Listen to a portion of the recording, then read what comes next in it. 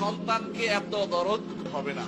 যেই সন্তান আখিরাতমুখী নয় সেই সন্তানের জন্য কিছু রাখা যাবে না, বরং আল্লাহর জন্য সবকিছু দিয়ে আখিরাতমুখী হয়ে যাবেন। যেই সন্তান আখিরাতমুখী আছে, সালাত পড়ে, জাকাত পড়ে, জাকাত দেয়, ঈমান রাখে, ঈমানের উপর আছে, সেই সন্তানের জন্য যদি রেখে যান আপনি সাদাকা জারিয়া পাবেন। আর যে সন্তান দুনিয়াদার, দিন মানে না, শরীয়ত মানে না, আল্লাহ বিরোধী চলে, সেই সন্তানের জন্য রেখে গেলে গুনাহে জারিয়া হবে। সন্তান যদি টেলিভিশন কিনে বিশাল হারাম জিনিস দেখতে থাকে, আপনার কবরে গুনাহ যেতে থাকবে। আপনি মনে করেন না সহজে পার পেয়ে যাবেন, কারণ আপনি গুনার রাস্তা তৈরি করে দিয়েছেন। এত সম্পদ জোগাড় করে আপনি চলে যাচ্ছেন, আপনার সন্তান, আপনার সম্পদ, যেই সম্পদে যাকাত দেননি সেগুলি সাপ হয়ে কামড়াবে, আর যেগুলি হারাম থেকে নিয়ে আসছেন সেগুলি আপনার জন্য বিপদের কারণ হবে।